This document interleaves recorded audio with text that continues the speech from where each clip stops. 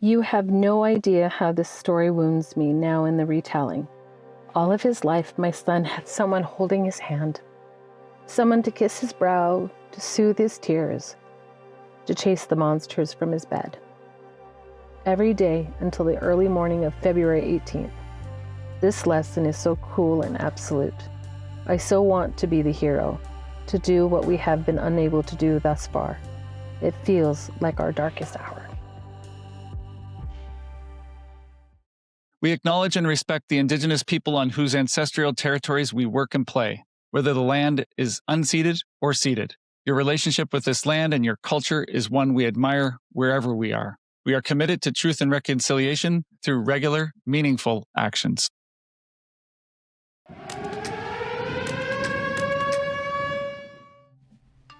Hey, Heather. Hate to text you like this. Haven't seen Ryan since last night and starting to get worried about him. We ended up filing a police report, so I wouldn't be surprised if the police give you a call as well. Just thought I should let you know. It was February 17th, 2018, at a residence on Burfield Drive in Sun Peaks, British Columbia. 20-year-old Ryan Shtuka, a worker at Sun Peaks, was seen getting ready to leave the small party the next day at 2:10 a.m. Nobody remembers him leaving, and people who arrived shortly after do not recall seeing him there. He vanished and was never seen again. Hello, Heather. Thanks for joining me. It's wonderful to meet you in person, and got a chance to meet your husband, Scott, earlier. So as we call him the arm candy. Yeah, he is. He is definitely my arm candy. He's doing the good job there.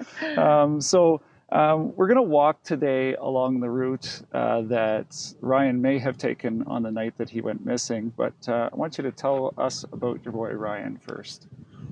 Gosh, that's so difficult because he was so many things to so many people. So I can only tell you what he meant to us. And I always think he was smart and he was funny and he was loyal and he was athletic and, he was kind and he was sarcastic and he teased, I think typical what you expect from a 20-year-old young man.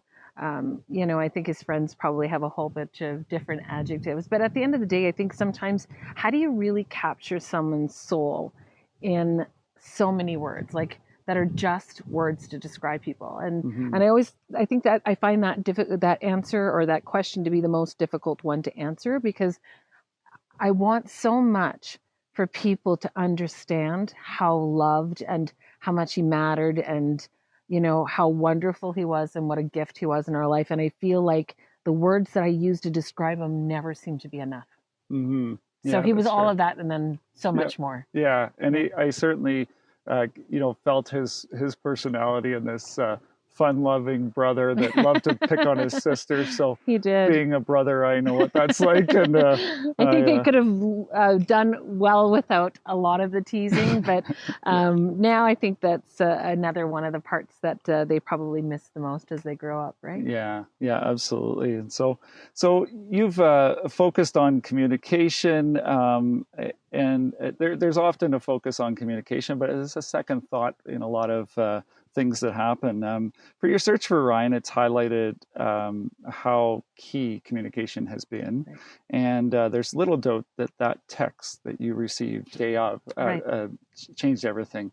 Tell me about that text and the importance of communication from there onward.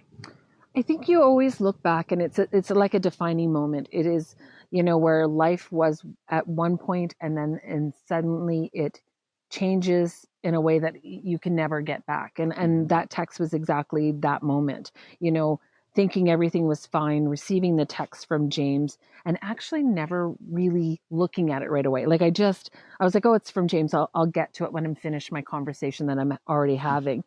And, you look back now and you think there was that 5 more minutes, I think, of bliss of not knowing that your life was just about to collapse beneath you. And that's what that communication did. I mean, I don't know if the actual text was like, hey, Heather, Ryan didn't come home last night and didn't show up at work today, and we filed a missing persons report, or the police should be contacting you. I don't know like if there is a gentler way of saying it, can you ease into it? Mm-hmm. Do you rip the bandage off? I don't think that there was any communication that could have been had in that moment that would have made it better to take in, or would have made it less challenging or heart-wrenching or grief-stricken. I don't think there was.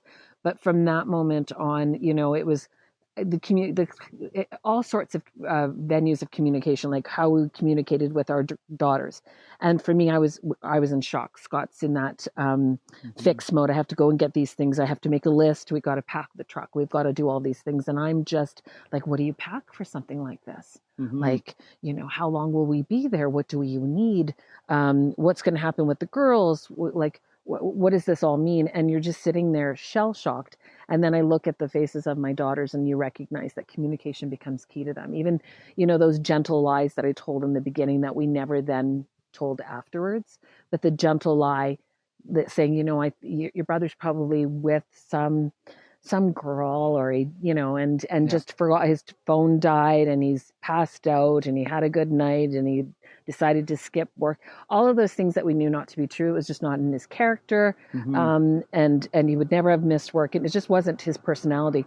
And yet you're willing to believe any lie that you can, and you're willing to tell any lie that you can, just so that you can have perhaps 1 or 2 more minutes of being blissfully unaware. And so we did tell that gentle lie to the girls, and they knew it for what it was, right? There was no they're like, they knew their brother as much in that sense that we did.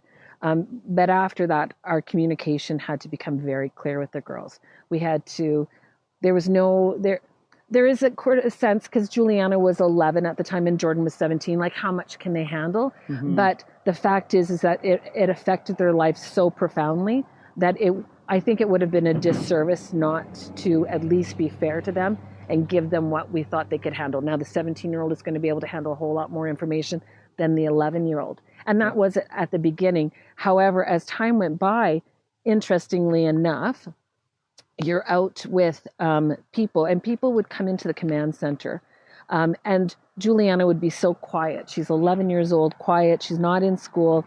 She's sitting there trying to keep herself busy or doing some schoolwork or whatever that she was doing. And people would forget her presence there. And then they would come up and feel the need to tell me what they thought might have happened to Ryan. Not knowing, maybe for some, maybe not caring as much, and saying it so that, she heard it. She heard it all. And I think in that sense, she got way more information than our daughter Jordan ever did, because she wasn't here really much at the time. And yet I look at Juliana, and even now she'll be 20 in September, and how she absorbed it and took it in and was able to filter it and still retain this beautiful innocence about people is incredible to me. So our communication, the communication between Scott and I, was also really important. I think up until that point, we're almost 23 years married. I mean, so communication is sort of like, you've already established that pattern, but we had to rethink it, right? Because we're telling each other the most difficult things that no parent should have had to hear, and you don't know how to say it. And I think for us, we were lucky that we had other people with us at the time. So Scott was able to say his fears to his group and had that kind of open communication with them. I was able to have a very different type of communication with my friends. And then when we came together, we were able to talk about, how our day went, talk about the memories of Ryan, talk about what we loved most, and, the funny things and our frustrations. And it wasn't sort of a competing exercise of what you're doing or what you believe and what I may believe at that time. Because what's happened to our son is that ambiguous loss. We actually have no idea what's happened to him. So, we go up and down, ebb and flow about what we think. And so I might be on a very different stage and coming in thinking one thing, and Scott's very differently thinking something else. And that can cause a lot of strife when you're talking to one another. And we had to learn how to set that aside and actually hear one another, because that's the other part of communication, right? You can talk for someone to respond, or you can talk so that and the other person's should be listening, right? And so we had to really define that and how that was going to go, right? And that's just with our friends and our family and our loved ones. That isn't even communication out in the world, right? Yeah, absolutely. And, you know, as emergency responders moved out, your search team moved in. The communication tools, what communication tools did you use among that team in public communications, and anything you learned along the way, such as what you would do differently? Well, I mean, you know, we had one day of searching on that Sunday, and then they went home. Now, mind you, search and rescue did come back the following Saturday, but by that time they were doing the exact same things that we were doing. It wasn't rescue, it was recovery. And so it was hard, despite their expertise, it was hard at that time to feel like they were any different than us as volunteers going out, or the family looking, because we're all just looking. And so, you know, when we came together and had the command center, everything happened almost accidentally. However, we did have a network and a set of skills that was easily applicable to our situation. So Scott had networking with people within his industry, so was able to get equipment that perhaps not everybody would be able to get. You know, I was doing internal communications, external communications with my job at the airline, and so, you know, I just take I took those lessons, like making sure you're thanking people sincerely, making sure you outlined your expectations, that sort of thing. And so, you know, bringing that in when you're commanding, people are setting them up for success to go out and search. We took all of those pieces and we made them into sort of what we always came and said, it is no longer about us as individuals. You know, I said to my parents too, like when they came to work at the command center, I'm like, you need to put whatever your thought process is behind you. And we are now working for Ryan. So we are all under this umbrella for Ryan, Team Ryan, whatever you want to call it. And so you need to be more than you ever thought you could be, because I mean, if you know in communication, you could spend a lifetime building up a brand, or you know, having established you know, trust within your entity that you're working on, and it takes little to no time for you to ruin it. 30 seconds and you could ruin everything. And so we always thought it's important for us to continue to advocate, to search and find Ryan, and we had to make sure that we did that in a way that was honorable, that that we were clear about, we were transparent about, and it was for Ryan. We couldn't lose any of that momentum, right? Absolutely. So, yeah, no, and it's so true. And you used a lot of, you know, used a Facebook group was a main tool that I saw. What other types of things did you use to communicate with people, whether it's in person or online? We always, the Facebook again was accidental. I think that the fact that I did post is that, you know, you kept getting those notifications coming from Facebook. Have you found them? Have you found them? People we didn't know, because they stumbled across it, and then they were checking in to see what the status was. And instead of constantly replying to each one, which can be tiring, and we didn't have the time for that, I decided to do one post. And then for me, that was cathartic. And then we continued on, and that was our main frame of reference to get the information out. Now, certainly we did lots of news, was very prevalent in those first couple of weeks and months, is that we had news reporters come out. They covered the story quite a bit. We had some podcasts, things like that. So that helped generate, but I think our biggest platform would have been Facebook. Yeah, and then a lot of in-person, obviously. And a lot of in-person, certainly right? In the command center, we were talking about Ryan. We were having, you know, we had over 1,100 volunteers that came out to search for Ryan over the space of that 4.5 months. The majority of them had come up more than once. And so you get to know them. And for me, I think that was the other thing that, you know, I recognized that was my thing. And if you asked Scott, he would be sitting there going, it was the one thing that he hated most of all, is that, you know, don't get in an argument with me, because I will remember what you were wearing when we had the discussion. I will remember exactly what the weather was like and all of those things. So for some reason, I was able to translate that and use that when people come in. I could remember the things about them that they came in last time. So how's your mother? And for me, that was sincere. Like it was my only way of connecting with people who were coming up and giving of themselves to search for my son.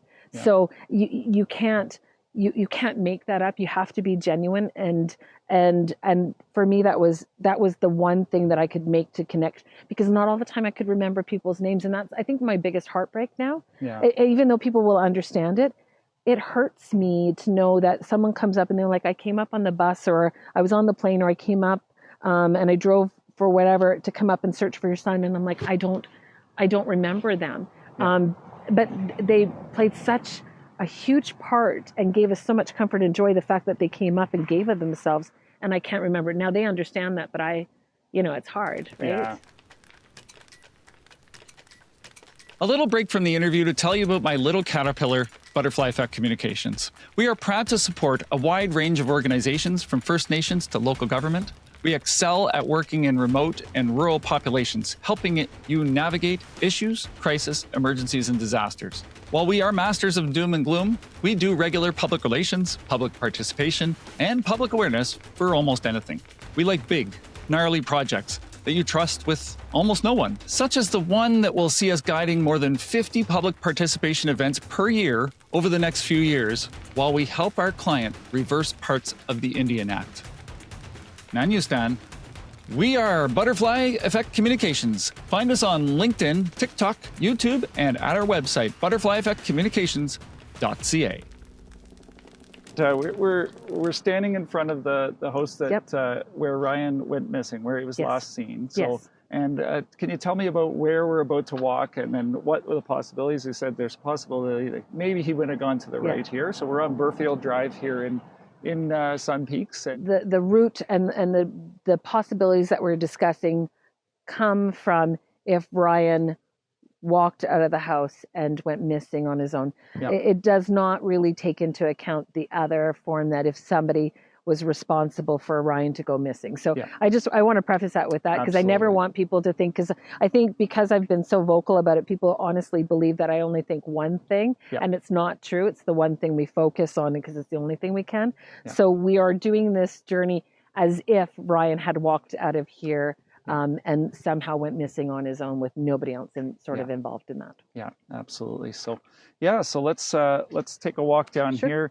This is, I think too, I was here that season later, as we talked about a month later, came here and a significant amount of snow that season. So I remember the snowbanks were anywhere higher from than a vehicle when you came up. 8 to 14 feet we measured at some points. Yeah. And if you look on these sides here, like a lot of these places are new, but during the time 7 years ago, a lot of places were under construction. Mm-hmm. So there was some, I wouldn't say abandoned buildings, but buildings that were being worked on and renovated. And a lot of these places, if you look, we thought for the first week that they were just duplexes.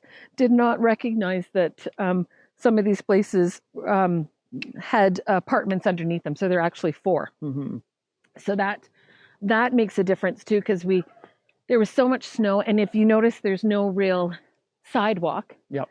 So they really, now, if certain times of the year, this time from, I think, April 1st until end of October, you can park on the right side.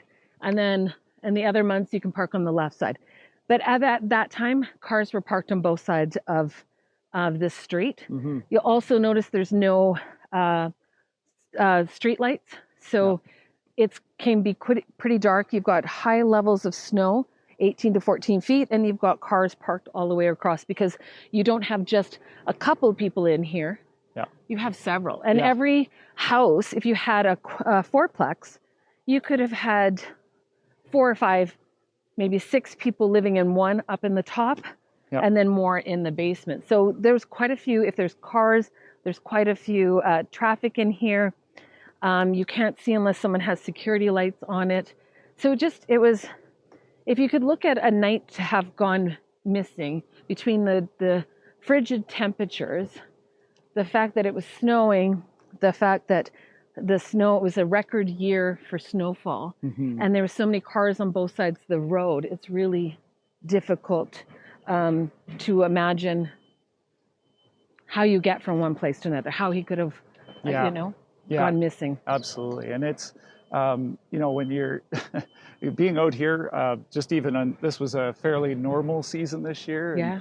we were up on the top of the hill, and if there's 100 centimeters of snow, you're not going far once No. you're into that. It's not No. easy to move, and you're going to lose a lot of calories in the process, Yeah, right? So absolutely. it's not easy going. So there's a couple of places. We just took the Blue Jay Chalet. That was another, at that time, was another place that they could go. So the house that we were originally where he was at was called the Sunday Fun Day House. Yeah. Then you had the Blue Jay Chalet, and there's bars down here, and then there was Wolf at the end here, Wolf Creek. So there was a couple of places that the locals would come. Usually it was the lifties, I would say, mostly, or the seasonal workers would come and would spend their time at one of these places. So I know when we talk about it, and people always say the party house or the house that had a party, and maybe that's a great, I know it's semantics when you talk about party or whether it was a gathering, but it was controlled in the sense that they would go from one house to another depending on the week. And so this particular night that Ryan went missing, people congregated at the Sunday Fun Day House. So when he came out to go to Ryan's house, he should have just come out and turned right. And if you see, you'll go all the way down to the end of this, the road where Burfield meets Fairways, and he should have taken left. And if you drop right down there, there's a path that will take him up. Now they're doing constructions. I think looks like there's buildings going up or accommodations. So that's closed off now, but he should have come down and just popped up right by his house. Yeah. The end of the trail pops up, there's his house. It's possible because his roommate James, they came and they were on this side, the opposite side of the road. A lot of times they had been to only Sunday Fun Day House, I think a couple of times in the 2.5 months they've been here. I think they've been on the other side maybe a couple more. And so when James came out, he turned right. And then, and so that led him towards the end of Burfield. At some point, he recognized that he was going the wrong way, although you can connect. It's really difficult to see with the snow and no lights. And if you're not familiar with the area, you probably wouldn't have taken that. You would have turned around and come back on on the road that you were familiar with. And so James recognized that he was going the wrong way. He turned himself around and then headed and went back to his house using the normal route. We just don't know at this point in time if Ryan left the house, and if he left the house, did he turn left? Did he turn right? Right. Yeah. So that's a challenge. Yeah. So let's we'll wander back this way again. And so in the first 24 hours of searching, you received a phone call from someone using Ryan's number, and they masked it to make it appear as though they were calling from his phone. Yes. So that obviously had an impact on you. I'm curious about how misinformation, that's part of it, that came there. How does that impact families and searches? And that was just one drop in the bucket. It was the most horrifying for me because I was sitting in the command center and, the phone rings. And at this time, it's only Monday, maybe Tuesday. So he's only been gone for 2 days. And when the police left us that night, or the search, our Kamloops Search and Rescue, they had said, we didn't find Ryan. But, we've asked the public to look for, to keep an eye out for their outbuildings, sheds and stuff like that. So there's this possibility that you never want to imagine the worst has happened to your child. You want to hold on to his hope as long as you can. And so we thought, okay, well, maybe Ryan got caught up in one of the buildings that was being renovated. He passed out, he got cold, or he just was disoriented or whatever it is. And he's there, he's not doing well, but he's still there. And so, when that phone rang on the Tuesday, I was sitting outside of the command center, just having a moment, just taking a breath. And I see Ryan's name come up on my phone, but it's an iPhone message. It's not like an actual phone call. It was done through an iPhone app or something like that. But I don't recognize that at the moment. I just see his name and all the emojis that had chosen. Like it was, I think there was a monkey and stuff like that, because he was always very mischievous as a child. But anyways, and I picked it up, and it was this prank call. It was some southern old woman asking about toilet paper, and then like, you've been pranked by so and so, and I'm just horrified. I don't know who would have done this, why would they have done this, what satisfaction you got from it. And I just remember being so broken at that moment. If there was a catalyst to just do it, up until that time, I think we were shell shocked, but in that moment, it broke me. And I remember we had one of the coworker from my company had come out, and he was sitting there, and he had had experience in law enforcement previously. And so he picked up, and he was trying to figure it all out. And I'm glad in that moment he was there, because I think he provided me some stability. He was able to sit there and go, okay, like, these are the things that could have happened. So he was able to sort of walk me through it. And I just remember horrified, obviously. And then someone said to me, I know it was horrifying for you, Heather, but are you not happier that you received it, rather, and not in that sense, like happy that you got it, but that you didn't, like, it wasn't sitting down, your phone wasn't turned over, you hadn't looked at it, and then you were to look over and to see the number come up from your son, and you missed it. Because I would never have known it would have been a prank. And I could have gone through the rest of my life wondering if in that moment Ryan was calling because he needed me, or he needed to be rescued, or he needed help, or he was in dire straits, and I missed it. And so I look at that, and again, I think that was that moment where you sit there and you make decisions whether you're going to look for the silver linings. And even as horrific as that was, I am glad that I took that phone call. If it had to come to me, I'm glad I took it rather than ignored it and always wondered. Yeah, that's true. But that's just, I mean, that was one piece. But then, for families going through this, there are so many people out there that are horrific. Like, they will go from group to group to group if you've conducted these Facebook groups, and they will go on there to say the most vile things. I think in hopes of getting some sort of reaction from family members that are already going through the most horrible moments of their life, and they get some sort of perverse satisfaction out of it. And so, of course, we were not anticipating that. We were not expecting anything like that. And for people to come and create secret groups where they could speculate and they could make fun of us as family members grieving or heartbroken, where they could sort of shift blame and say that we must have been at fault for this, or we were hindering an investigation, like all of those things and misinformation that they spread. I don't mind if people are passionate. I don't mind if people want to speculate. We don't allow it on our page, but that's a natural course of what people do. But when they don't have the information right, and they still go and feel like they're so adamant about it, and that they'll put it on there, what it does is leads to a whole bunch of misinformation. And a case in point for us would have been the whole November. There was a CBC interview that came out that was interviewing, and one somebody that was up in fairways all the way up towards the village, heard someone, they said at the end of the night, get in the effing car, get in the car. And they did report it to the police, and the police took it and said, okay, well, let's look through it, and there's nothing to really validate. We can't go any further. We've investigated as far as we can. So it'll be just in this column that unless there's more information, there's not much we can do with it. And when they said it, we had been here for 4 months at that time, and nobody had ever mentioned it. It was the first time we'd ever heard of it.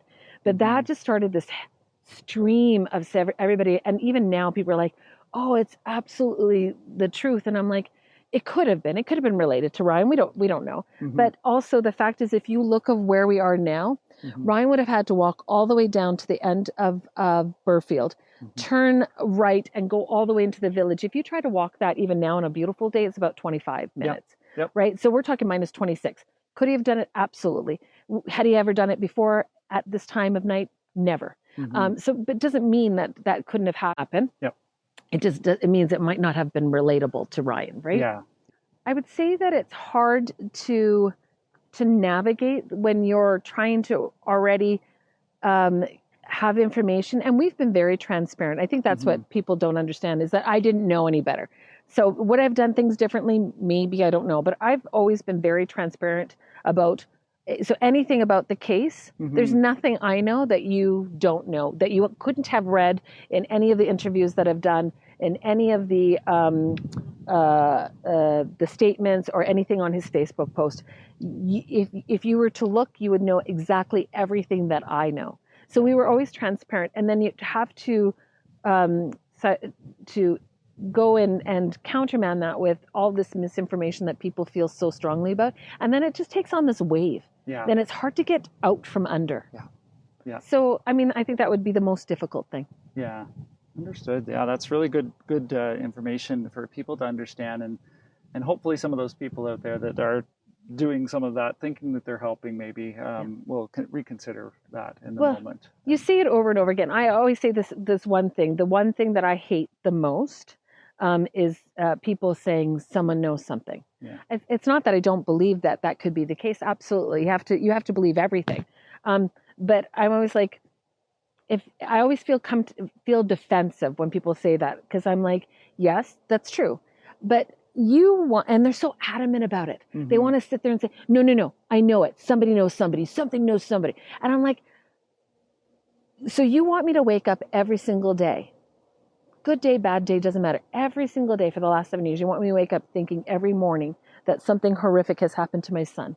Because when you say it, someone knows something, it's not like Ryan's living with unicorns, eating, his cookie dough ice cream every single day and having the best life ever. If somebody knows something, that it's because something horrific happened to my son. But that's what you want me to think every day. Like, give me a break from it. Like, it's not that I don't go to bed thinking about it. Just give me a break from it. You don't need to remind me every single day that that's the only thing that I can think of, right? Yeah. And we say that over time, and people still do it. Yeah. Like, I can say it, and I'm a broken record, and I'm the mother, and people will still come up and like, no, someone knows something. I was like, thank you.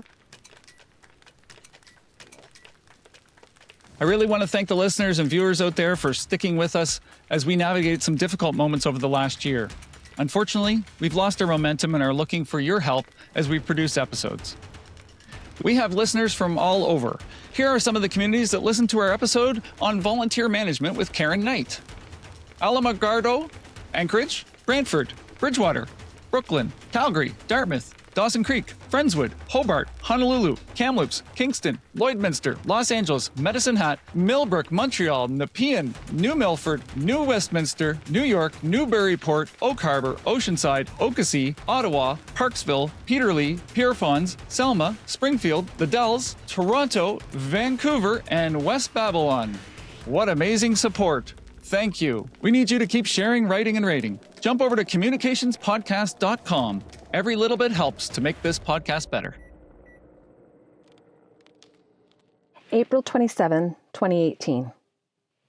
Over the past 10 weeks, I've encountered more superheroes than in any movie I will ever see.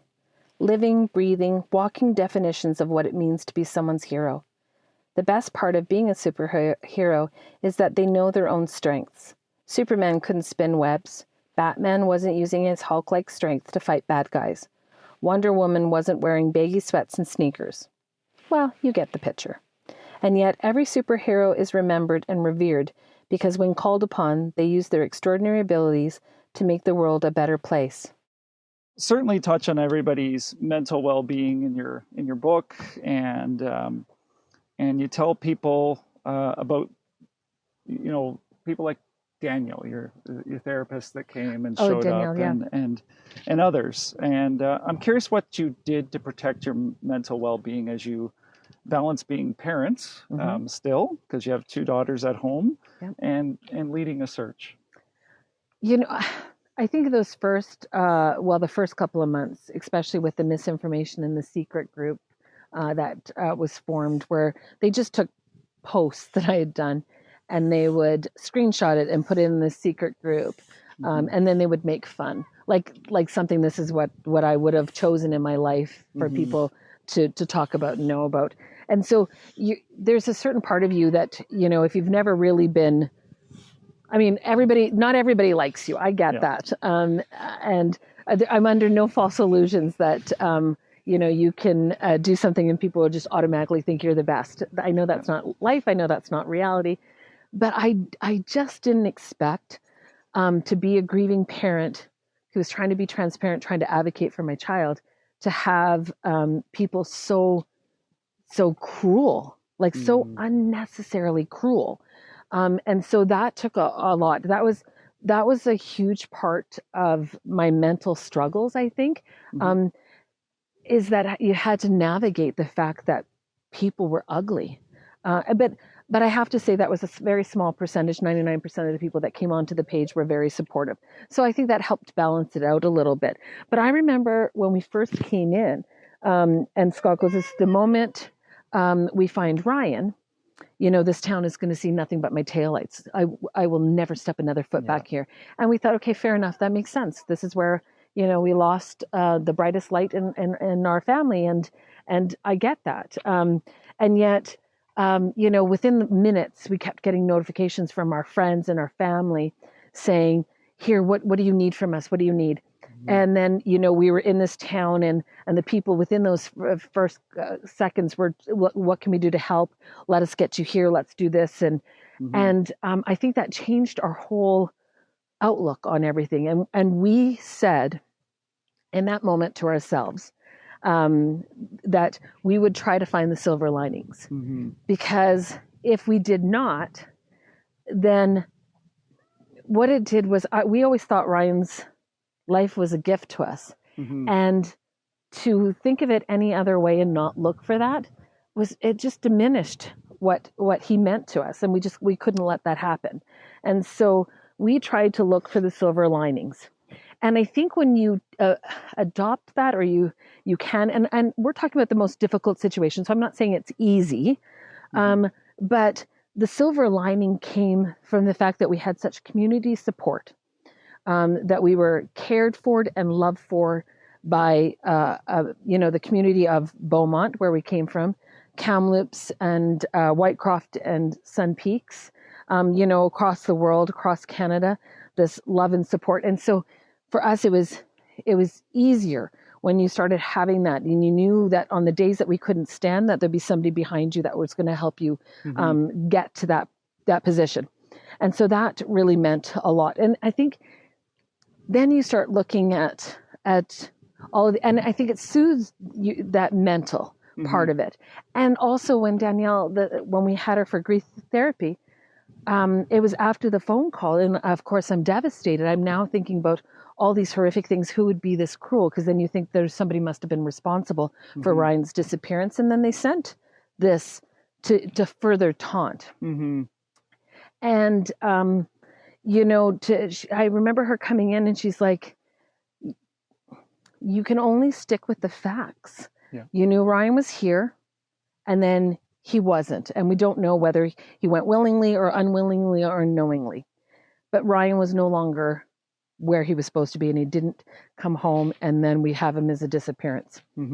And so she's like, the challenge is that you think about all the things that could have happened to him, then you start viewing the world through that same lens. So if I thought that somebody had done something horrific to Ryan, I would be constantly, without knowing anything, I could be looking out at the world going, "Was it you?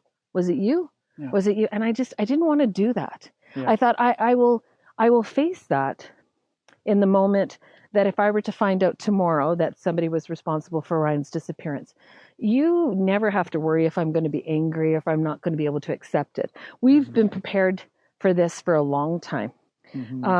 But I think that helped with our mental health, is to stick with the facts that we knew and to look for the silver linings. And then on top of that, for me, that ability to sit there and go, if Ryan was able to come back and see what people have done in his name in the last 7 years, he would. And if I could trade places with him, I would in a heartbeat, as would any other parent, I'm sure. but neither of those gifts are going to be given to us. And so I never want to meet my son one day, and I believe I will in some form or fashion, and have him be so disappointed in me and say, you squandered what I would have hoarded. I would have come back. I would have breathed deeply. I would have loved more. I would have appreciated the life. And you had it, and you chose to squander it on grief alone. And I thought, that is not what we're going to do. So we're going to find a way to survive. And hopefully along the way, we'll find a way to thrive. And I think part of that was finding some sort of purpose, because there's no reason for Ryan to have gone missing. But maybe there's a purpose that can come from it. Yeah. And that would be advocating for other families, right? So for us, that was it. The communication piece takes a big thing in mental health as well. And we thought our girls had lost so much that it was important for us to make sure that we didn't actively participate in them losing more. Like some families find it difficult to celebrate holidays, go on trips, or let their kids go out and experience life and do those sort of things. And we thought we're never going to, our fears cannot be theirs. Yeah. Yeah. So that's what we do. Yeah. Rightfully so. And so what was that impact like on your family in that immediate after? Like how, you had 2 girls at home, and you got parents and other cousins and things around you. You were a close family from what I gathered. Yeah. Like family was a big part of your unit. And right. So what I think our girls are amazingly strong. Yeah. I think if Ryan had to choose a family to come into, he certainly chose the most stubborn. And we have dark humor, so that probably helps us through. As a family, we use dark humor, which is probably not necessarily appreciative by other people. So we keep that sort of in-house. But, yes, the girls were terrified, I think, in that moment, scared. And neither one of them, they're at that age where they don't want to be the subject of, like, everybody looking at them. They don't want to be the center of attention, certainly not in the negative way. They're at that stage, or maybe my girls are just very much not wanting to be the center of attention. So I think the difficult part was Jordan. She was in high school. She was in her last year, going into school and having the pitying looks from everybody, the sad looks. I found it difficult when I came back to Beaumont for the first time and going through the grocery store. And I always needed to have an exit strategy. I need to have something. I'm prepared to drop everything if I go in and I just need this and I'm not feeling up to it. And somebody wants to ask those questions like, how long do you think you're going to search? Or do you really think he's up there? Or, that sort of thing. And I'm like, okay, I can't deal with it. I got to go. And so Jordan didn't have that sort of exit strategy. And so I think it was difficult having to go there and go through the worst moments, but for her, she couldn't stay at home either. She had to go to school. She had to graduate. Those were the goals that she had set for herself. She was committed to doing that. So, but home, being by yourself, or having, Scott's mom was there for a while and my brother and sister-in-law were there, and she just felt like this, not even my house anymore. Like these people are in it and I can't grieve in that way. So I think it was difficult for them. Yeah. But they're strong and they're resilient. And I think that shows up now. Although we do see little things now, like not big, but just, we're again close as a family. And so, it'll show up in different ways. The girls not letting us know where they are, or for Jordan, our 25-year-old, because of mine, she has my location on her phone. That's important for her. So, she'll be like, hey, I see you're at this restaurant, like you've been there for a bit. Do you need me to come get you, or something along that lines? So, I recognize that at my advanced stage, my seasoned part of my life, I feel like I'm now, having to make sure that I'm well aware of where they know where I am. And it's funny because Jordan, for some reason, doesn't show up on on my phone, so I don't know where she is. But the youngest one do. So we that's one of the biggest things. They always want to know where we are, when we're coming home, that sort of thing. So that it shows up in those small ways. But other than that, I think the girls are brilliant. They're resilient. They're intelligent, they're caring, they're loving. Like they're just all of those things, and none of those have been diminished by Ryan's disappearance. Yeah, no, that's wonderful to hear that they're, I do find children they are very resilient to things that they're met with, and obviously they do need a support network around them, but they do well to adjust to what. And they did. They both had great support systems in their friends, and we have this. I would say our extended friends are our family, and so they supported them in ways that I could never truly ever be able to express my gratitude for them, because they saved us, and they really saved our girls. Yeah, oh, that's great. Yeah. And so, what do you want to tell other families that are looking for their loved ones? I think people. There's no handbook, right? You're walking in blind. I couldn't have told you one person from the time up until Ryan went missing that I knew of anybody that had a child that had gone missing. Mm-hmm. So you don't know how to navigate this at all. And I think what's really terrifying is that because you don't know, you've never experienced it before, you have no idea that everybody goes home eventually. Mm-hmm. You've got search and rescue. We had one day. Again, I will say that we had more days after, but the one day. Mm-hmm. Other families have received a week. And unfortunately for us, there's no transparency for families across the board. Mm-hmm. Depends on what law enforcement is handling the situation, what the circumstances are, perhaps the time of year, all of these things. But we as parents and perhaps even the public don't know what those parameters or criteria are. And so it always seems very unbalanced why we got one day and somebody else gets 4 or 5. Now, I don't want somebody else not to have 4 or 5. I would love to have across the board everybody to have the unlimited time until their loved one is found and brought home. Mm-hmm. It's not realistic, but it doesn't mean that I don't want that. It's just it just doesn't happen that way. And so, you have to plan and prepare for when they do go home. When mm-hmm. search and rescue goes home, when law enforcement says, okay, we had that on your way out of town tomorrow or the next day, stop by.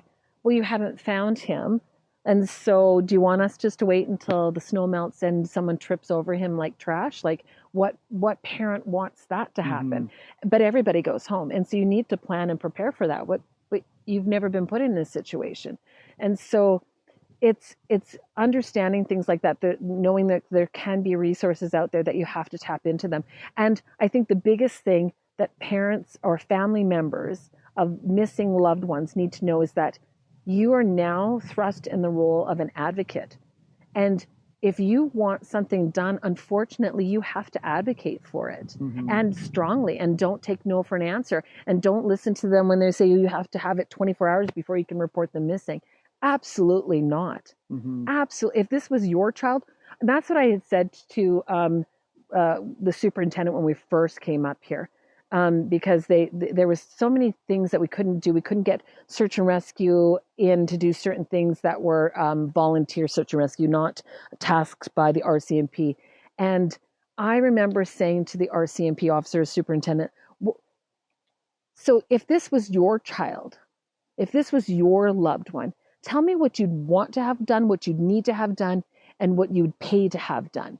And then tell me what those are so that I can do them. Mm-hmm. And there was no answer for that. Mm-hmm. And I'm like, well, it would, if you knew and you've had experience, what would you do as a parent to search for your loved one? What resources would you throw at it? Like, what do you have? Like, and provide that to parents so that they can make a decision and they can have those resources in their back pocket and access them as well. But nobody across the board will give you that. Mm. And that's a hard thing, because if you don't know you have to advocate, you think you're advocating hard, but it might not be enough mm-hmm. to keep them moving and keep them going. April 9th, 2018. Yesterday I cleaned the house we were renting. Today I made banana pancakes for Juliana's breakfast. So mundane, so ordinary. I have forgotten what normal feels like or even means. I hadn't recognized the simplest of tasks would forever become my new simplest pleasures. I long to be normal, to be utterly bored by my life. Is it human nature to forever be dissatisfied by where you are in your life at any given time, to push the boundaries? I believe that it was important to stand on the precipice, looking as far as my eyes would go and forever leap, to challenge myself and my ever-changing beliefs. Now I would trade almost anything to see my family whole, my son safe, and my life the way it was. Safe, normal, mundane. So, what is one book, documentary, or resource that you recommend to those learning about crisis emergency management or those searching? You know what? I wish I could tell you a bunch of names, but in that moment, I still have not found a book that ever touched on a situation quite like ours. There might be. I just could never locate one at all. So we relied really on sourcing our own resources, and so Missing from Me, the book obviously has some of those resources listed in there. But one of the things that we did is that we, with another family that had gone through similar situations, we co-founded the Freebird Project, which is a nonprofit that provides resources and supports for families of missing loved ones. And so what it does is it allows people, if they feel comfortable and want to reach out to us, they certainly can. But otherwise, they can go through and list by province within their provinces some of the resources that are available to them. So search and rescue, whether they're tasked by the RCMP or local law enforcement, or whether they're volunteer, and then you can reach out to them and help. So we provide those so that people can go look through, have information sheets, fact sheets, what to do within the first 24 hours, 48 hours, that sort of thing. So yeah, great. That's wonderful. And yeah, I do want to plug your book, Missing from Me, because it does give a person a sense of, like, you have a lot of your journal entries in there as you went along, but you also put in a lot that sort of backs up what the experience was like and those things that you did think about day to day and some of the things you maybe would have done differently. Yes, so absolutely. Yeah. And what advice would you give information officers or communicators managing a crisis or emergency that would help them to perform their job more effectively? I would say probably three things. I think one is the transparency. I think, families want to know what is being done to bring their loved one home. I remember when we had from our RCMP, they said, on the way out of town tomorrow, the next day, just stop in. And I just thought, I don't know what that means, right? So having, I think your biggest fear as a family member is that people are going to stop looking and that you have to keep pushing and pushing. And so even that constant line of communication where they're accountable to their actions means the difference to families going through. They don't have to wonder. They don't have to worry about that. I would say the other one is managing expectations. So we had, Search and Rescue had come up and they were a volunteer group, great group. But they came up telling us already beforehand that if Ryan's here, we're 110% sure we'll find him. And so, you put all your eggs in that one basket, and then when the moment comes and they don't, you're devastated. Although you find out later that there's a whole plethora of reasons why that may not have happened. So better to not have said that than for me to count on that. And then we're already grief-stricken, so that tears you down even more. So I would say if you can manage expectations by letting them know, this is what's happening, these are the probability, this is what can happen, what may happen, and what might not happen, and have you prepare for it. Better to be prepared than panicked about the whole thing. And I would say the last thing is ego, is that, even as parents, we can imagine every scenario under which Ryan went missing. And we have no way of knowing which one that is. And yet we're prepared for whatever answer comes in the moment that someone finds Ryan and we're able to bring him home.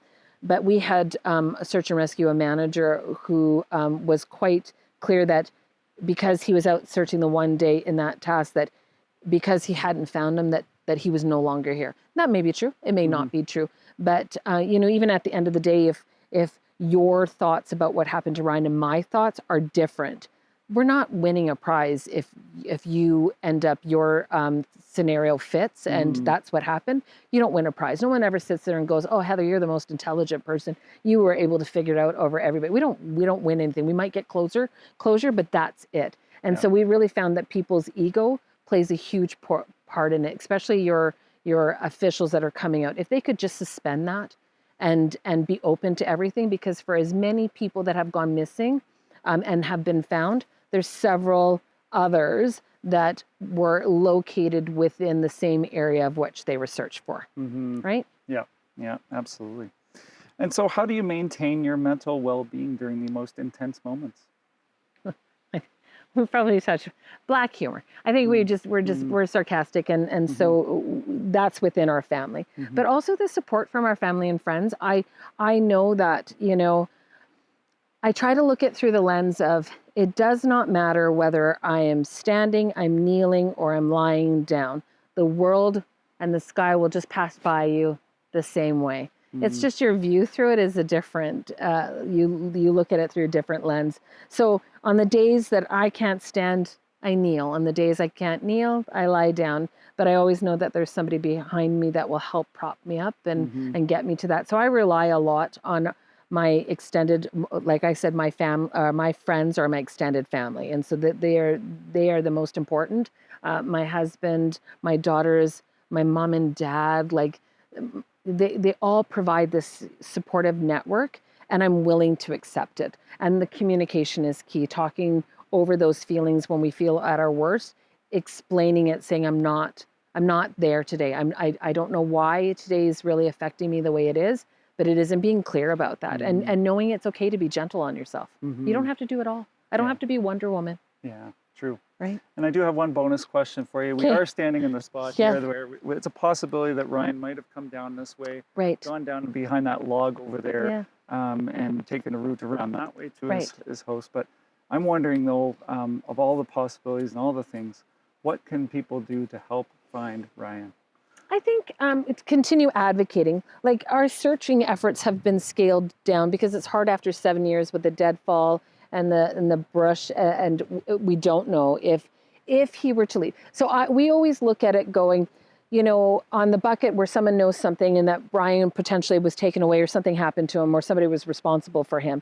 Those are things that we can't investigate. We're not investigators. That's not our skill set. So why we focus so much on being up here and searching, that sort of thing, we can search and we can advocate. Those are the things that we can do as loved ones, family members, as parents. So that's what we stick to. We have to allow the authorities to do the things that they have the skill set for.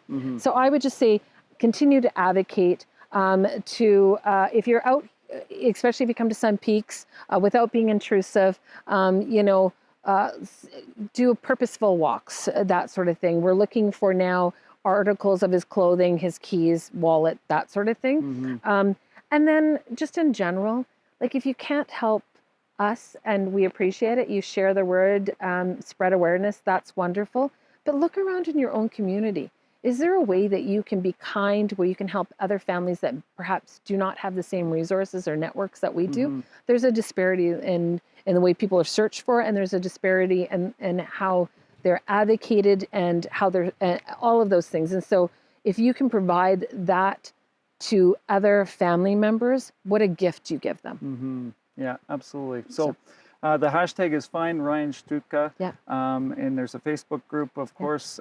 So encourage people to join. And thank you so much, Heather. I really appreciate the time and for opening your heart and your story and joining me on the Wildfires, Floods, and Chaos Communications podcast. Thank you. Thanks. This week, I asked you to share all missing person reports in your community.